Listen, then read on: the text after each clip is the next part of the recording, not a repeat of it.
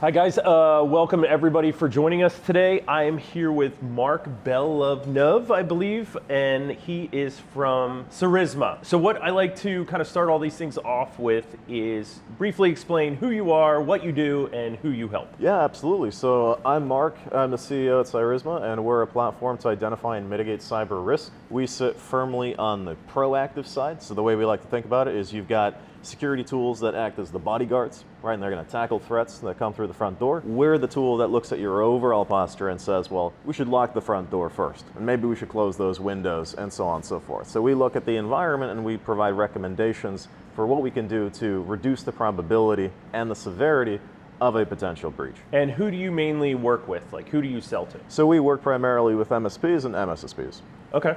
And so most small businesses think compliance is complicated and expensive. How should they actually be thinking about compliance? So this is actually a really common misconception. Compliance is not as complicated as it sounds. You know, have you ever gone to the store and brought a grocery list? Yeah. Right? It's really a method of making sure, you know, what you say, what you do, and what you document is in alignment, and making sure that, hey, we cover the bases so that, you know, when we go and we want to bake a great cake, we don't forget half the ingredients, right? Yeah. So it's really a way of keeping track and ensuring adherence to certain policies and procedures and governance. And it's the soft piece that I think that a lot of people get wrong, where, you know, it sounds like this big undertaking. But it's really just, you know, setting rules and processes around what we do.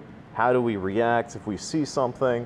You know, what's the right process? What's the right next step? And do we have all the right tools and procedures in place in order to, again, kind of like I mentioned earlier, reduce the overall probability and severity of a potential breach and ensure that we have good governance for how we actually run our organization.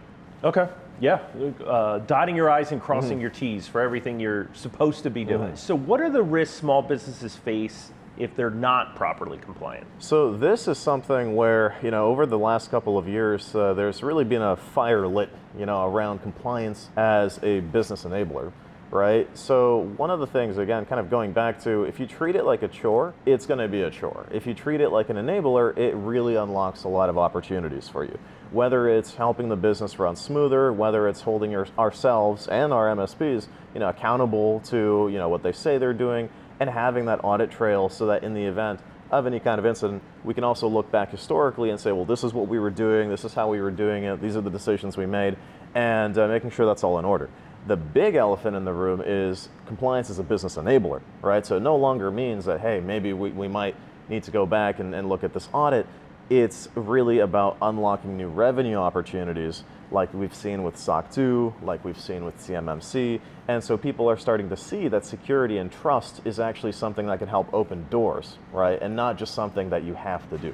Yeah, no, it's great. Like we've seen clients make sales that they wouldn't have made if they didn't have the compliance. Exactly, and it's also a great indication that, hey, we're a mature organization. You know, we know what we're doing. We hold ourselves to high standards, just like how we would in our ordinary life. You know, we have a process, we have a structure, we have a methodology, and that's not just reflected in the way we run our business, it's the way we operate, right? It's the way we think. And I think that's a really good signal of maturity, regardless of whether or not you work in a regulated industry. And how does your platform help IT providers become compliant, and how does it make it more simple? We actually evolved from a security tool into GRC rather than the other way around. So we actually started by defining, what does good posture look like? What are the things that we should be doing? And then we wrapped the audit trail and the policies and the governance around those things. So the way that we help MSPs and their clients is by helping establish a baseline of what good looks like, and then continuously monitoring for drift and issues and flagging those proactively rather than finding out down the line that, hey, something has happened.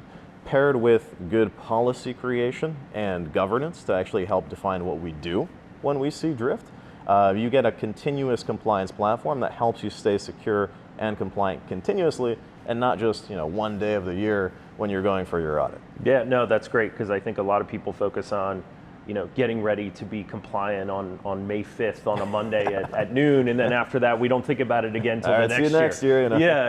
Exactly. So I think just, you know, harking on that, you know, compliance is something that you have to deal with constantly. And again, that's the thing, right? Because if I treat it like a chore, like, I've got to come up with a good analogy, because, you know, sometimes I've got things on my to-do list and, you know what, I just really don't want to do them, right? I get started, I think, well, I put it aside. By the time I come back, I've got to relearn or remember everything I did previously, and then I've still got to do it, right? So one of the things that we're seeing that MSPs are helping folks understand is that, look, continuous compliance is actually better for business resiliency. It's actually more economical, right? Because we're not coming back a year later and trying to figure out, oh gosh, we got to do this is in scope, this isn't in scope. When you make it a part of your modus operandi, your operating system, not only do you get better results, it actually becomes way easier, right? Yeah. And it's about helping people make that step. Right. So if I'm a small business owner, what should I be asking an IT provider to know, whether or not their company is protected? I think the single biggest thing is what we do, what we say, and what we document in alignment, right? It's one thing to understand, okay, here's all the things that we're doing. It's another thing to understand if they're actually being done well, and being done that way continuously, right? So one of the big things is, do we have a clear policy and procedure that governs all of the things we do? And then do we have good documentation and an audit trail to look back into time and see how we were doing those things over that time frame? Right? Yeah. I think that's the single biggest overarching thing, because I'm a technology guy as well. I love to we say, well, we do this, we've got this feature, we've got that feature, Yeah. but it really matters that we keep everything on a very straight and narrow line, and that we're documenting everything that we're doing. And I think that's probably the single biggest thing. And understanding, how do I see that? How do I ensure that? How do we address drift? Like, how do we keep track and also hold ourselves accountable? So it's not just about, holding, the MSP accountable. It's holding ourselves accountable to the standard that we've set for ourselves. Yeah. I see that documentation and evidence of the things you have in place is critical. You can't just say, well, my IT provider says I have these 5 things, and I don't have any proof that those things are actually in place or exist. And that's the thing, at the end of the day, it's ultimately, I bear full responsibility. If I bring on a provider, they said they did something, they didn't do something, I still have to shoulder that responsibility. So I can't just, absolve myself and pass everything off and say, oh, they're taking care of it. I still have a responsibility. It's my business. I want to know what's going on, right? And so, like I said, the more we think about it as something that we do and something that's part of our culture and our process and our business, the better it is, because I myself will be thinking that way, and I'll be keeping my partners accountable to make sure that they're in line with my standards, right? It's very dangerous in terms of going down that path when I say, well, I've got someone handling that. Yeah. Right? That's when you start to get blind spots, right? Yeah. And so it pays, again, to be proactive and take a couple of minutes to look into it and make sure that we're continuously evaluating and aligning with our processes and procedures. Yeah, no, that makes sense. And you kind of hit on this a little bit earlier, but do you see that compliance in the near future and even now is becoming a competitive advantage for clients? Absolutely. I mean, right now, especially with the landscape of threats, with the landscape of business, things are moving so fast, right? And it's high time that compliance moves along with it, right? So people are starting to understand that, hey, when you give me a SOC 2, this is a point in time or a very limited snapshot of what happened, between this period or on this date. I need something more, right? If threats are happening at machine speed, I really want to know, were we in line with our policies, procedures, and everything else yesterday, 3 months ago? Potentially when a breach happened, when you're talking to insurers and other folks, like that is now something that should be a living, breathing process, right? Rather than a point in time report. So the more that you can harness that, again, signals maturity, right? It signals that you're serious, and it signals that you have that level of operating, again, the kind of operating maturity to execute on business transactions, right? And so we're seeing that more and more. And again, I'm intentionally, moving around things like SOC 2, CMMC and such, because that's a given. Yeah. You have no choice. And again, but it's the same thing. If I just approach it from the perspective of, hey, I'm ticking a box, I'm not going to get the good results that I'm looking for, as opposed to actually making it a part of my process. Compliance is here to stay, and it can be an enabler if you harness it correctly. Okay, so to kind of wrap this up, if I'm an IT business, if I'm a business owner out there and I realize that I needed to do this and I am at below 0, I'm at -1, and I haven't done anything yet to kind of start my compliance journey, what are the handful of things you would tell somebody, like what do they need to do to get started? I like to say it's kind of like taking the block of marble, and I didn't say this first, right? But you have the block of marble and you chip away everything that's not David, right? So right now I don't know what's going on. I don't know what I need to do. The first thing is we have this giant block of marble and we start chipping away. What frameworks should I be compliant with, or can I be compliant with? What do I benchmark to, right? From there, what does my overall posture look like? Let's conduct a risk assessment. Let's look at our environment. And from there, slowly starting to chip away and identify gaps, right? So here's what my overall posture looks like. Here are the gaps that we've identified based on the baseline or the benchmark that we've set for ourselves. And let's put together a plan in place for closing that gap. And once we're there, very importantly, let's continuously monitor to make sure that we don't have drift, and that the state of today reflects what tomorrow, 3 months from now, and 6 months from now looks like, and let's have a process for addressing those things when, of course, they inevitably come up. So that's the way I look at it, and from there, again, the more that you can make it part of your culture, the more you can find a good partner who can help you along that journey, the better. I definitely think we have to get to as close to real-time compliance as possible. So parts of it, I think, are always going to be like an effort you're going to have to make, like policy reviews and these kind of boxes you have to check are things that you have to purposely do. Where some of the other stuff, when it comes to things you can monitor on the tech side, are just things that should happen all the time, and shouldn't be like, well, we need to do an assessment, or we need to hit a button to scan this environment. We should just get a kind of a real, close to real-time reporting of like what we're looking for. This is what I really am kind of pushing towards. Like, I really want to see a future there where it's the same thing with AI, right? Like, someone always will have to steer the ship, right? AI is very good at aggregating and synthesizing large quantities of data and spitting out a very simple answer, right? A conclusion or an interpretation. But someone has to interpret the interpretation, right? Or figure out what to do with that conclusion. So like my kind of vision is that eventually, really what's left, to your point, is kind of just governance and policies, and I guess if you'd like to lump that into the same category, VCSO, like it's the thinking part.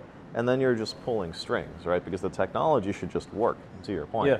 And that's always the best, right? I love MDR because I don't get a phone call unless I really need, unless I really need to. And so all of the tools should run the same way, right? Here's your configuration, and you don't hear from us unless something changes. Yeah. Right? Right? Or you're auto-remediating vulnerabilities, and you don't hear from us unless something's out of SLA, right? Yeah.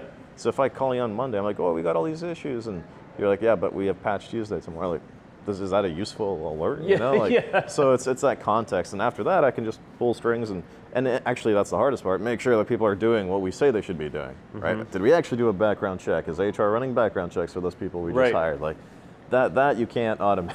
Yeah. Do you think that building creating more integrations is what has to happen, or is there just a better way to manage all these different things? Like what you say with background check. Like, is it worth now trying to integrate with 15 different payroll company background check systems to be able to pull in background check information, or is it just we need a way to develop a process that through HR they know that when they do the background check, they store it in a place that then the system knows that it's done?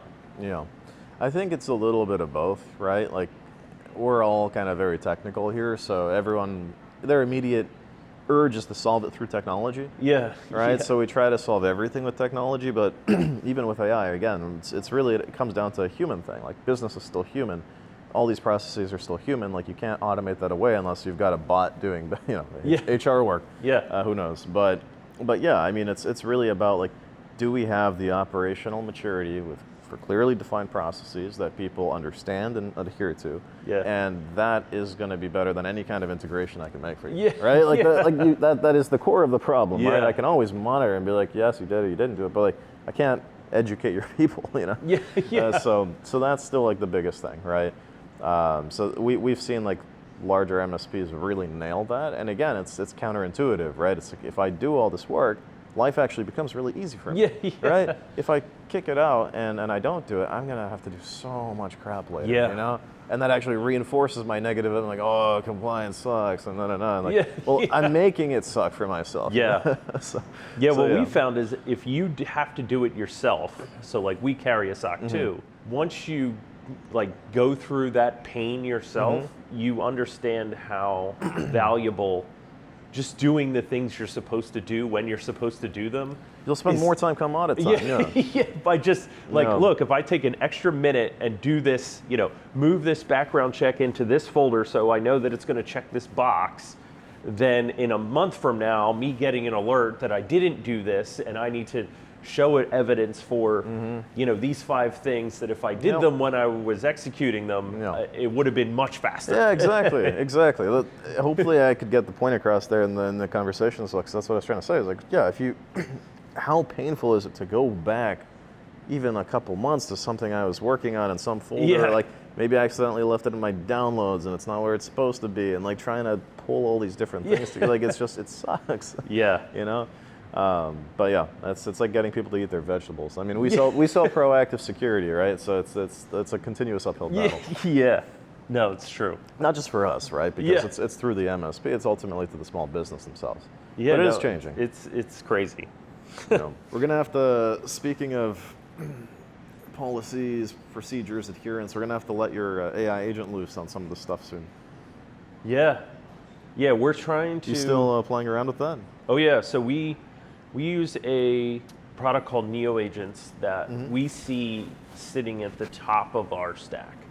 And they are then, we're trying to capture everything we possibly can upstream into that platform, because then we can disseminate that information into everywhere else it needs to go. Because it sits on, I think traditionally in the MSP environment, everyone always thinks that your PSA is at the top, right? Like, we're going to try to do everything out of our PSA, which is true to a certain extent, but I think now there's going to be a level above that.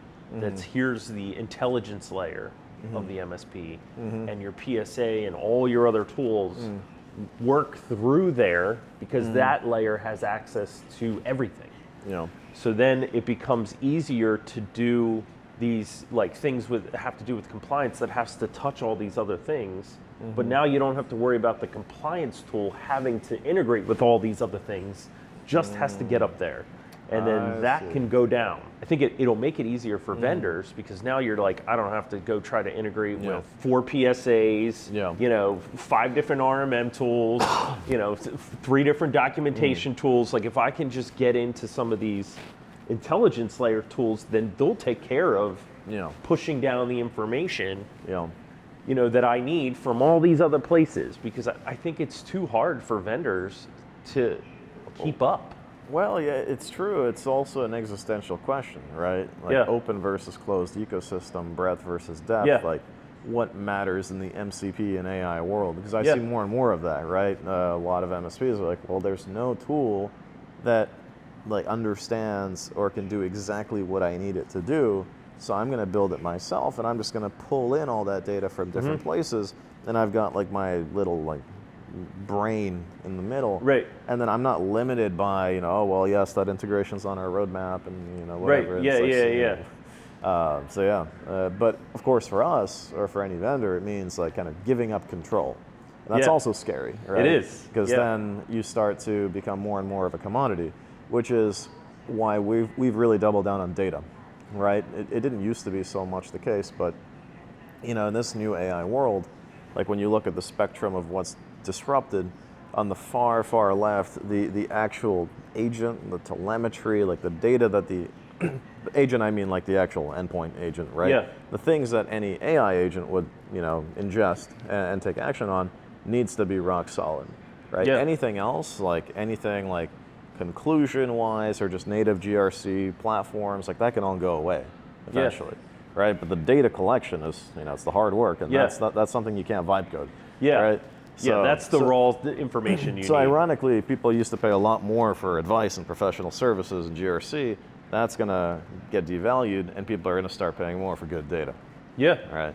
Yeah. So because that's we're what getting you need. exactly. Yeah. to vibe code your cool GUI, you Yeah. still need the data. Yeah. Exactly. And it's to your point, that's a completely different mindset. Like you can't just run a scan every quarter. You need continual scanning, you need continual telemetry if you want to do, drift and continuous compliance. And that requires a completely different kind of agent, right? So that's what we're spending a lot of time on. We actually rewrote our entire agent to be natively real time.